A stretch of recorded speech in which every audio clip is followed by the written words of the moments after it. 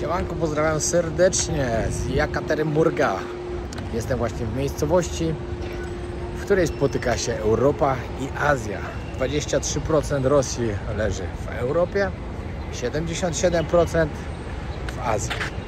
W dzisiejszym odcinku odpowiem trochę na pytanie, czy w Rosji jest teraz niebezpiecznie, czy można teraz tutaj przyjechać, czy warto przyjeżdżać, czy jest się czego bać, czy raczej nie ma się czego bać.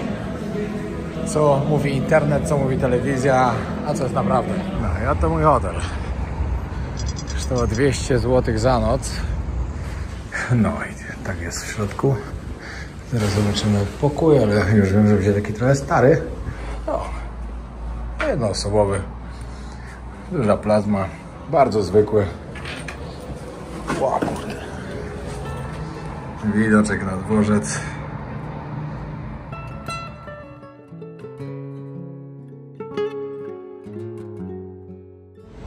I jeszcze od razu na samym początku powiem o tym.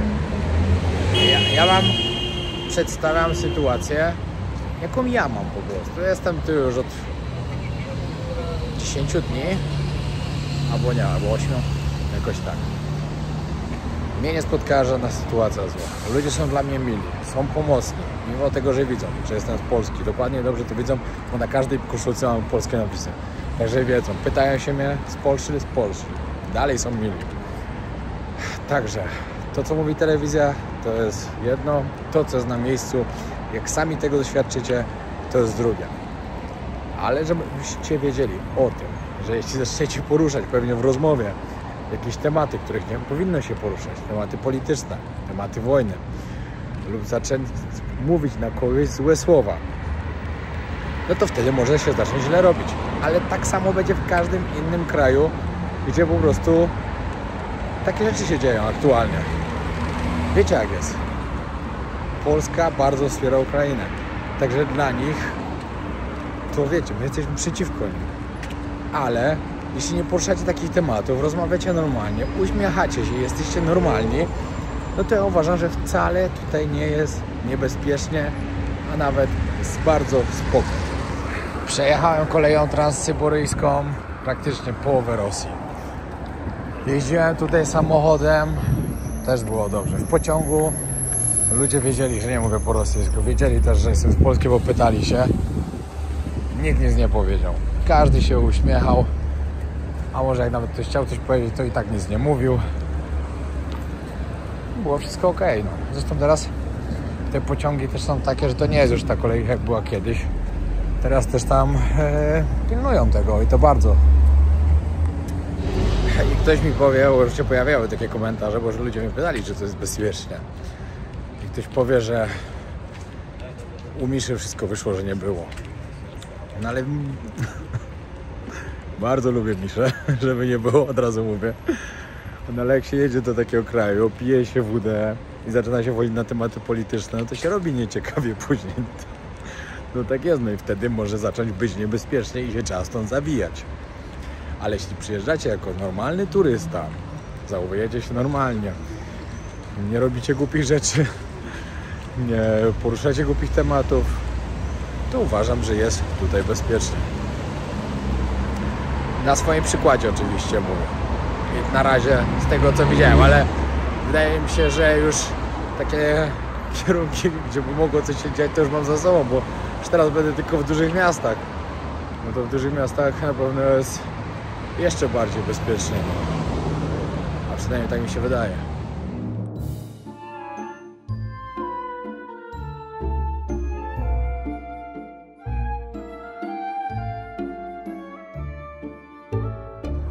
No, tu jest coś ciekawego związane właśnie z tą cerkwią, że to się nazywa Kościół na krwi, który powstał w 2000 roku, znaczy w 2000 roku wybudowali. A ze względu na to, że tutaj w 1918 roku bolszewicy rozstrzelali cesarza Mikołaja II i jego rodzinę. Wiecie, ja też na przykład nie byłem przekonany do końca, czy na przykład jakby zostawiał swoje rzeczy na miejscu po prostu, gdzie tam spałem, w pociągu, czy mogę spokojnie sobie iść do Warsa i wrócić po paru godzinach albo coś. No i Polo mnie uspokoił, że tak, że tam jest pełen los, że nie ma się czym martwić. No i tak było. Za każdym razem stawiałem. Nigdy nic, nikt nie ruszył.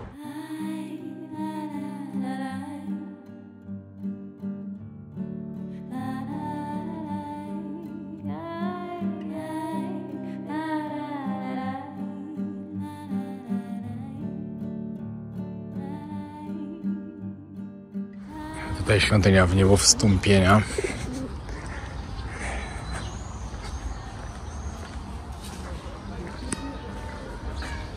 Muszę od innej strony podejść, bo wszystko zarośnięte drzewami. Tę świątynię wybudowali na przełomie XVIII-XIX wieku. Przetrwała komunistów, dlatego że zrobili z niej muzeum. W 1991 roku znowu wznowili tutaj nabożeństwo.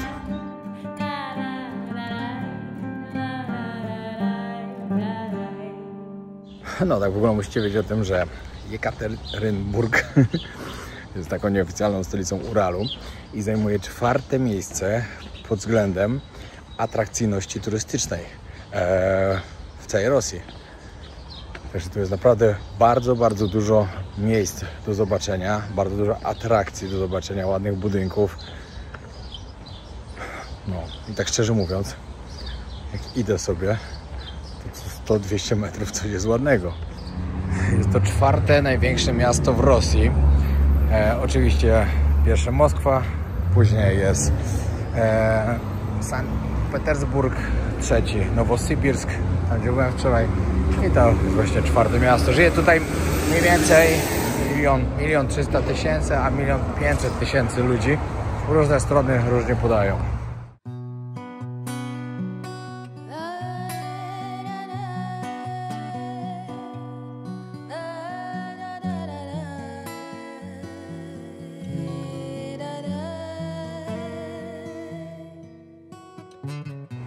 Tam na 50 którymś tam piętrze na samej górze jest punkt widokowy.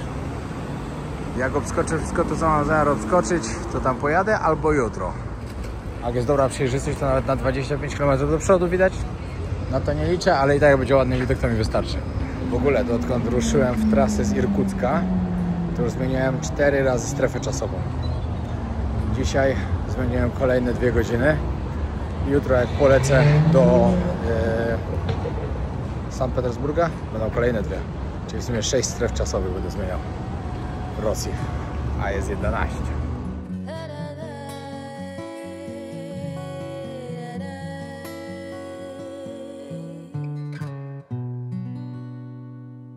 Dobra, i przyszedłem teraz do takiego oficjalnego centrum miasta.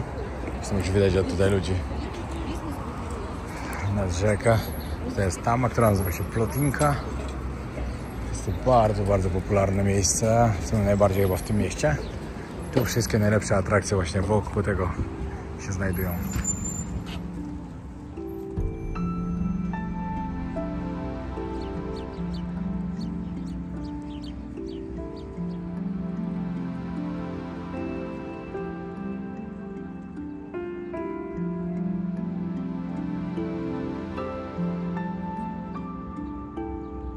Wiecie, jaki dobry ruch zrobiłem? To, że zacząłem Rosję zwiedzać od wsi. Później większe miasto, większe. I tak naprawdę nie zwiedzam od najlepszych do najgorszych, tylko od najsłabszych do najlepszych. I dzięki temu każde miejsce mnie zachwyca. No, na pewno dzięki temu podróż jest ciekawsza.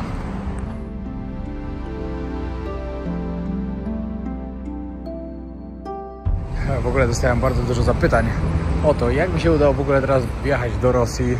Czy da się to zrobić? Da się. Nie ma problemu z wizami turystycznymi. Możecie dostać wizę turystyczną na 14 albo na 15 dni. Składacie wniosek online. Niby tam jest powiedziane, że trzeba mieć zaproszenie od kogoś, ale wystarczy, że zrobicie rezerwację hotelu jakąś. Taką nawet możecie zrobić, wiecie, że może jak dostaniecie już wizę, to ją odwołać po prostu. Ja akurat miałem sportową, mam trochę inną. Ale bez problemu możecie uzyskać. I tak samo jak będziecie chcieli sobie pojechać, to zdecydowanie najbardziej polecam dostać się właśnie przez Kaliningrad i stamtąd polecieć na przykład do Petersburga, ponieważ jak sprawdzałem bilety, to z Kaliningradu do Petersburga bilety były po 250 zł, a jak sprawdzałem na przykład z Krakowa lub z Warszawy przez Turcję, też do Petersburga, kosztowały już na przykład 2800 mniej więcej. Różnica kolosalna jest po prostu, także warto samochodem sobie dojechać do granicy, przez granicę przejechać, złapać busa na lotnisko i stamtąd już polecieć.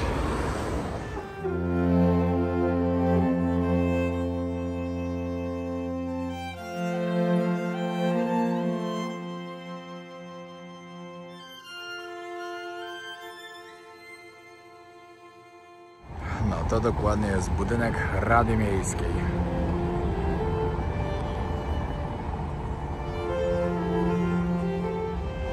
Świetny młot.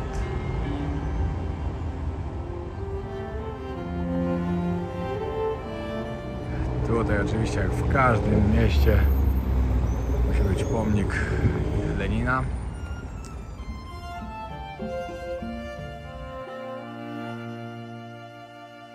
No i w ogóle co do mojego planu, który miałem zrealizować, czyli pojechać do miejsca, gdzie jest znacznik, gdzie jest taki wielki 30-metrowy słup, który i macie tak, Europa, Azja. Niestety nie pojadę tam. No cóż, nie udało się ze względu na to, że to jest 40 km jeszcze za miastem i tam trzeba pojechać na zorganizowaną wycieczkę na przykład lub mieć samochód. No ja tego niestety nie zrobię, no bo jutro wieczorem lecę dalej, a mam też plan inny na miasto, a tak to bym stracił cały dzień.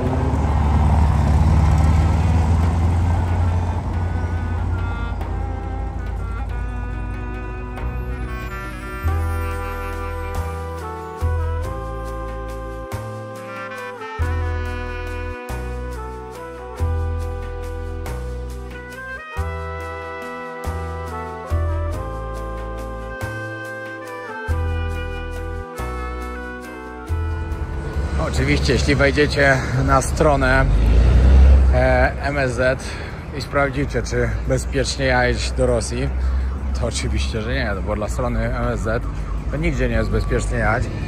Oni nawet mają to zaznaczone, że do Tajlandii nie jest bezpiecznie jechać. Jak dla mnie to Tajlandia jest najbezpieczniejszym krajem na świecie. Także na to nie zwracajcie za bardzo uwagi. Serio, ja mam do tego podejście takie. Wszędzie może być bezpiecznie, wszędzie może być niebezpiecznie. Wszystko zależy od człowieka, jak się zachowuje, co robi i z jakim nastawieniem jedzie. Bo jak ktoś będzie jechał i będzie się bał, że mu się coś stanie, to przyciągnie do siebie i mu się może coś stać. Nawet w najbezpieczniejszym kraju na świecie. A jak ktoś jedzie i po prostu normalny, nie prowokuje, to jest bezpieczne. Tak jest. Ładne to miasto jest. O, patrzcie, Burger King. Normalnie. Co do tego właśnie jak z tymi innymi firmami, to ten temat też poruszę. Jak to tu wygląda naprawdę. To jest dobre. Idziecie sobie ładnikiem, a tu nagle bokser stoi. Możecie sobie rąbnąć. I tu nawet żadnego baru nigdzie nie ma, nic. Optyk. Teraz przeczytałem co ChatGPT na to, czy tutaj jest bezpiecznie. No i pisze, że dla obywateli Unii Europejskiej na to, że nie, bo ryzyko zatrzymań, nadzoru i ograniczeń jest realne. I że pisze, że na przykład w dużych miastach jest bezpiecznie zdecydowanie, ale trzeba uważać właśnie na to, co gdzie się mówi, no i nie komentować właśnie spraw, które się właśnie dzieją. Wiecie jakich.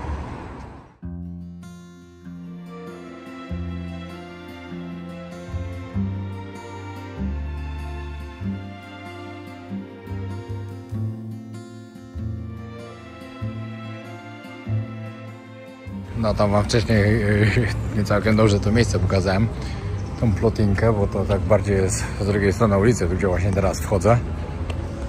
No i tak to wygląda. To po prostu park, schodki. No i ludzie sobie siedzą i chillują.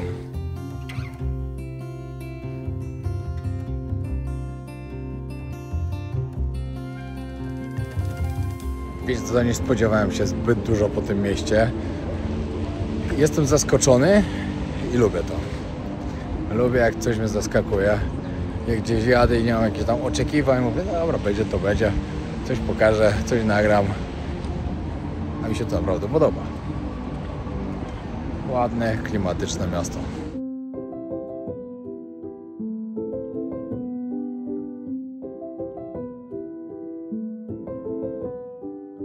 No, tutaj trafiłem też na taką główną ulicę, w której na całej długości są różne takie bajerki. Możecie zobaczyć jakiś samochód i gościu w kapeluszu. Tam dalej jeszcze kolejna, ale ja pójdę na drugą stronę ulicy, bo tam jest zdecydowanie więcej ludzi, zdecydowanie wszystkiego więcej. Muszę przejść. Nie planowałem w tym odcinku zwiedzać wszystkich tych miejsc, ale tu po prostu jak się chodzi, to samo tak jest. Od miejsca do miejsca praktycznie, cały na coś trafiacie nowego. No i tu się to nazywa ulica Weinera. Tu właśnie wszędzie sklepy jakieś, pełno ludzi siedzi. Wieczorem pewnie tu jest grubo. Ja w tym mieście naprawdę kapitalne jest to, że tu jak wejdziecie tylko do centrum, to praktycznie wszystkie atrakcje macie obok siebie, które warto zwiedzić.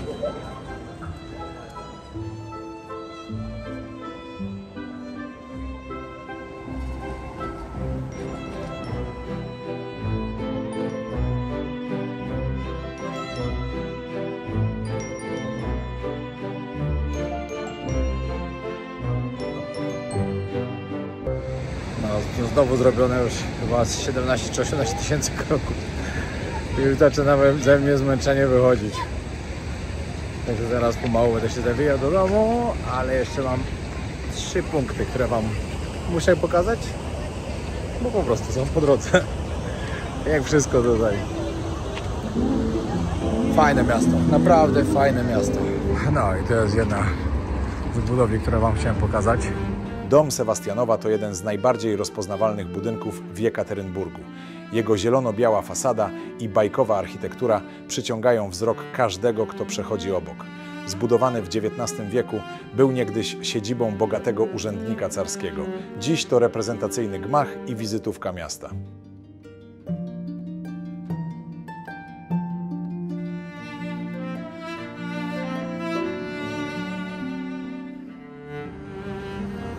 Patrzcie, tutaj dom w starym stylu, drewniany, a tu wielki hotel Wysocki i właśnie dokładnie tam idę. Wejście na górę kosztuje 600 rubli. No, przyznam, że widok przedni.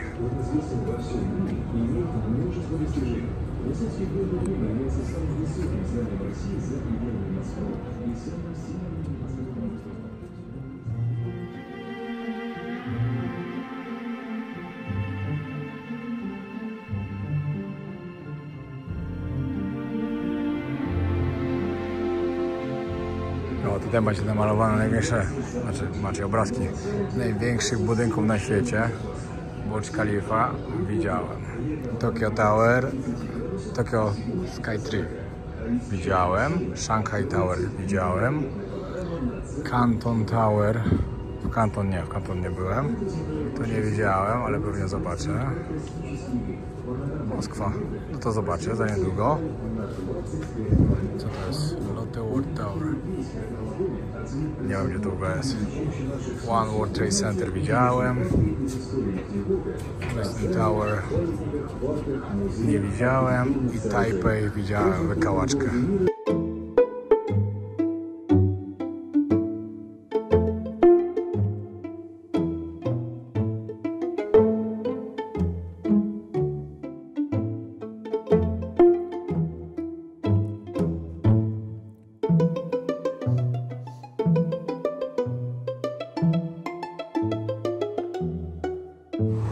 Widok stamtąd naprawdę po zmroku byłby imponujący, ale patrzcie, jest 22, w sumie za 3. No to powiedzmy 22, dalej jest tak jasno. No widok spokoju całkiem niezły. Nie ma co. Dobra, nic. Dzięki, oglądajcie dalej. Widzimy się rano.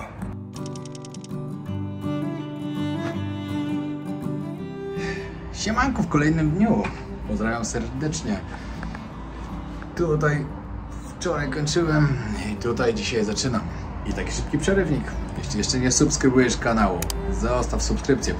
Ponad połowa ludzi, którzy oglądają moje filmy, nie subskrybuje kanału.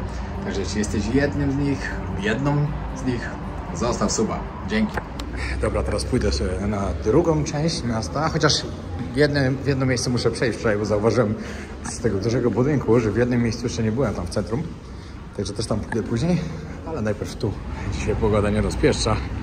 Też chcę wejść w trochę inne miejsce tego miasta, żeby zobaczyć, jak wyglądają na przykład normalne blokowiska.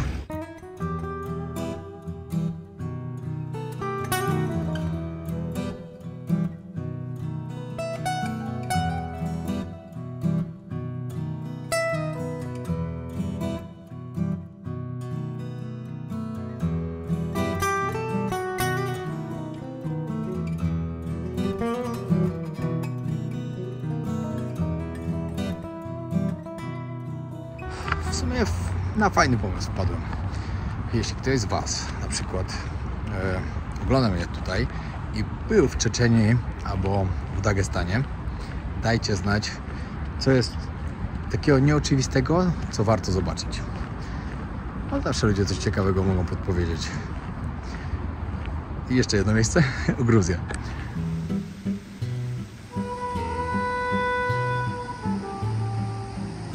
Powiem Wam, że mega się cieszę, że odwiedzę 4 największe miasta w tym kraju, że będę miał fajne porównanie. I że zacząłem od najgorszych. Tak jak Wam mówiłem na początku odcinka, że zacząłem od takiej prawdziwej wsi syberyjskiej. No a jutro będę najładniejszym, a na końcu od największym. No i później piękny Kaukaz. Jeju. Nie wiem, czy już mówiłem, czy nie, ale naprawdę odkąd poznałem paru Czeczenów, zawsze chciałem pojechać, zobaczyć, jak wygląda Czeczenia, jak wygląda Kaukaz, jak wyglądają tam góry. Coś cudownego, na pewno. No, dzisiaj znowu jestem na tej ulicy i dzisiaj już widać inaczej, że jest. Wczoraj było tu pełno ławek rozłożonych. Także chyba po prostu wczoraj coś się tu musiało dziać wieczorem. A ja dokładnie zmierzam na koniec tej ulicy, tam gdzie wczoraj nie doszedłem.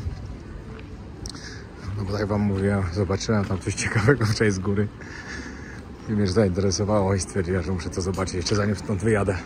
To miasto na pewno godne polecenia, żeby zobaczyć podczas podróży po Rosji. W sobotę jest, a to dzisiaj cisza, spokój na tym mieście taki, że szok po prostu. Już 14, jestem w samym centrum miasta.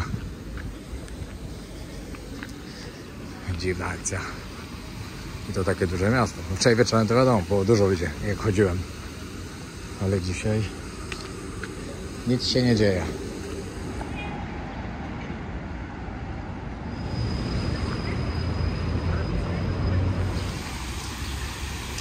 Wszedłem sobie tu jeszcze raz, ze względu na to, że naprawdę tu jest fajnie.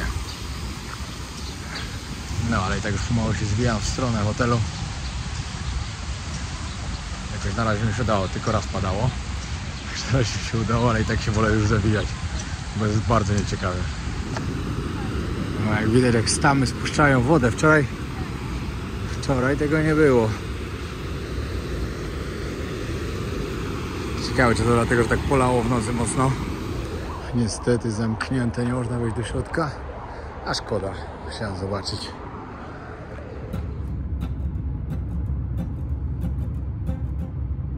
Ja już na lotnisku. No i teraz 3 godziny lotu. Zmiana strefy czasowej jest 2 godziny. Czyli już w sumie zmienia o 6 godzin, odkąd jestem w Rosji.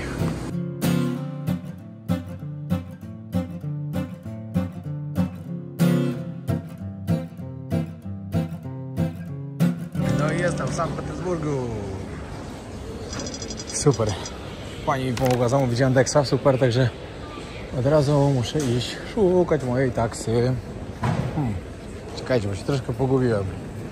Kazałem iść na zewnątrz i szukać 17. Jestem mega podekscytowany, że jestem w tym mieście.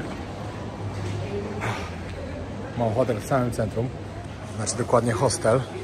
Jak to jest samo centrum, to mój hostel jest gdzieś tutaj mniej więcej. Idealnie po prostu. A jeszcze lepsze jest to, że Paweł odebrał swoją wizę. Także za 2 dni ze mną będzie tutaj już. Taka podpowiedź dla was, jak będziecie zamawiać Yandexa, właśnie można na lotnisku mogą wam załatwić, to musicie wyjść na zewnątrz i szukać słupka numer 17. Ja nie wiedziałem, o co im chodzi. Dopiero mi jedna pani wytłumaczyła, ale mojej taksy nie ma. Nie wiem, czy już odjechała, czy co. Może przyjedzie znowu. Paskudna pogoda taka.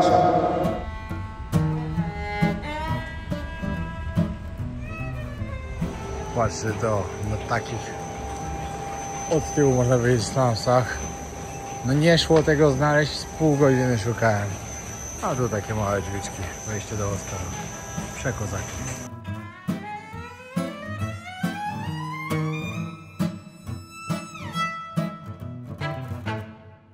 No i się okazało, że jednak nie tutaj. Ja pierwszy, no nie gdzie tego znaleźć. Jazga. No ale może nawet lepiej się tutaj, bo niedobrze wyglądało w środku, a zdjęcia były przepiękne. Hostel Mistrz. Po prostu super. Szafeczka. Moje łóżko. Świetnie. Lokalizację mam Mistrz po prostu. To jest 22. Mi się w ogóle nie chce spać. Mam takiego jetlaka. Nawet jak wam mówiłem, w ostatnim czasie 5 godzin zmieniłem strefę czasową w parę dni. W sumie to w 4. I jeszcze spałem w samolocie. W ogóle mi się nie chce, także idę się gdzieś przejść po mieście. Trochę pada. Zobaczę, co tu się dzieje. No, dzisiaj sobota jeszcze. Także ludzie na mieście może coś będą.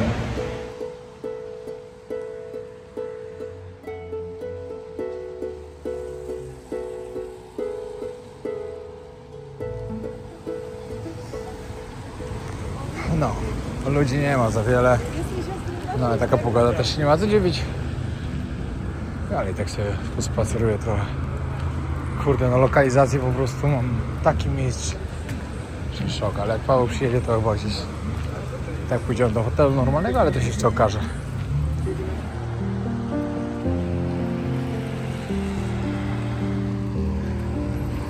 Patrzcie, jaki ładny. Dom handlowy w sumie, nie można powiedzieć centrum, tylko dom handlowy. W Londynie. Najbardziej znany. Nie wiem, czy mogę porównać, ale normalnie jak sobie chodzę tutaj tymi uliczkami, to czuję się, jakbym był, nie wiem, w jakimś Londynie, tylko w centrum. Nie na obrzeżach, bo obrzeża to jest no i straszne, ale w centrum. Świetny klimat ma to miasto.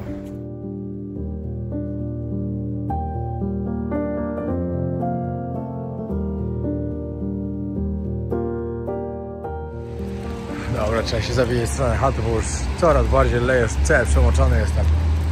Ale naprawdę fajnie było się przejść po mieście. Jutro mam nadzieję, że będzie lepsza pogoda. To trochę więcej pochodzę i więcej wam pokażę. Dobrze się w tym mieście czuję, naprawdę.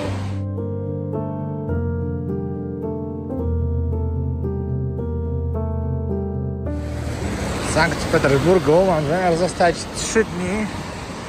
Także myślę, że 3 dni wystarczą na to, żeby pokazać wam jak najwięcej, co się tu dzieje.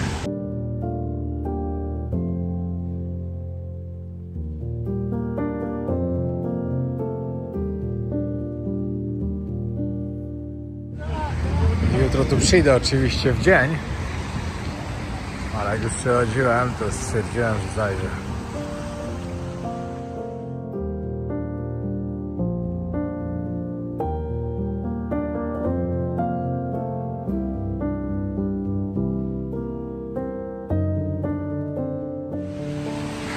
Buty przemoczone, ja cały przemoczony, ale było warto.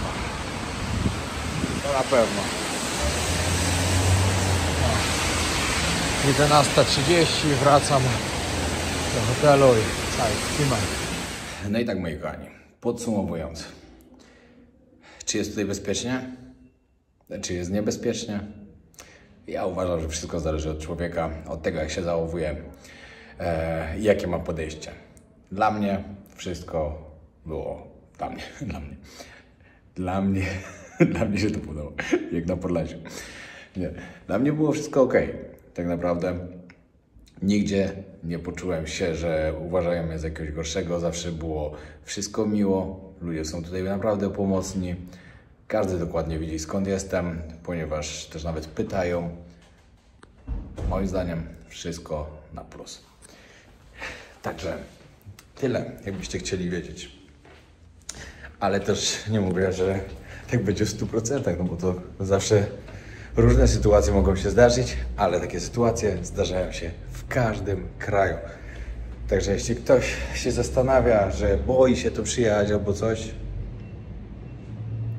nie powiem Ci jedź, tylko powiem Ci, jak nie pojedziesz, to się nie przekonasz. Taka jest prawda. Zawsze trzeba uważać, co się robi i myśleć. Przede wszystkim myśleć. Ja właśnie się zbieram na śniadanku, jest niedziela 8 rano. Co później? Będę zwiedzał. Piękny Petersburg. Pogoda się ładna robi. Jest super. Koniec tego odcinka. Na kolejny zapraszam Was właśnie do Petersburga. Pokażę Wam, jak piękne jest to miasto, jakie nowoczesne i jakie bogate. Wczoraj tyle widziałem, dzisiaj zobaczę dużo więcej. Pamiętajcie o tym, że zostawcie subskrypcję, wspierajcie ten mój kanał. Bardzo, bardzo dziękuję. Pozdrawiam. Na razie.